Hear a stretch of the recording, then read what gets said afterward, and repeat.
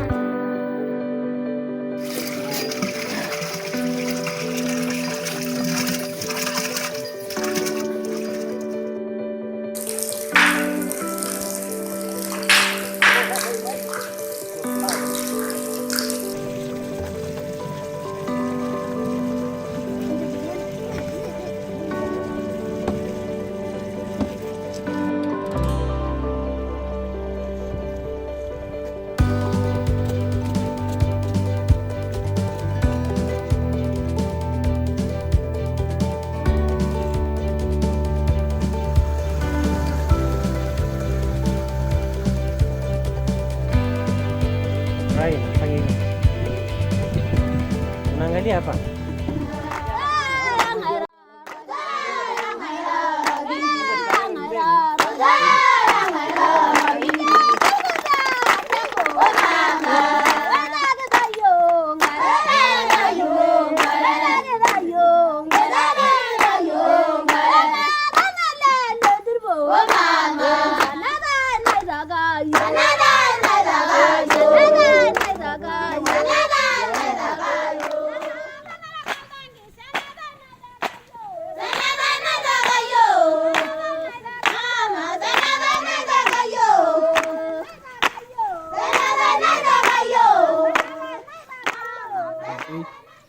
I would like just to thank the Packer teachers for their support.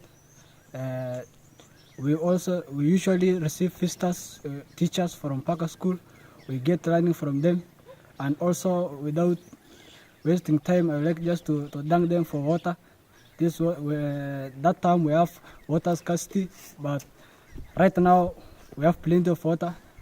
I think us as class 8, we have enough time next time to learn, and then we interact with teachers, because the other time we were just running up and there fetching water. I just say thank you for the Packer teachers. Thank you. I just want to thank Packer School for your support for repairing our pipeline. So she's thanking everyone for their good support and thinking about these pupils. So next time we hope they will have enough time for preps and also learning, and then we hope they will improve from there, having water in the school, bathing, and for all the use. That is a very big thank you, a showing for Packer School. But now the water now is in school, and the last water which we have been using was hard water, which was salty. Now we got a fresh water from the top of the mountain, and I think we have to thank the American people and the donors who supported us to get this water for these people. Right now, we are seeing that the improvement of education in this school will be 100% because there's no more wasting time.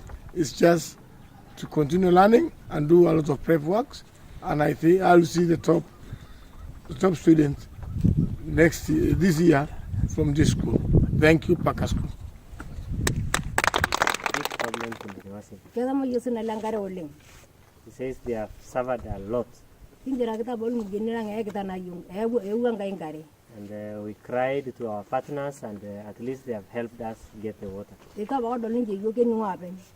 I'm sure most of them have even never stepped in Ndonyo Wasin. They don't know us, but they always hear about Ndonyo Wasin. And just by hearing about Ndonyo Wasin and our problems, they have heard and they have responded, and they have the water. Says thank you very much.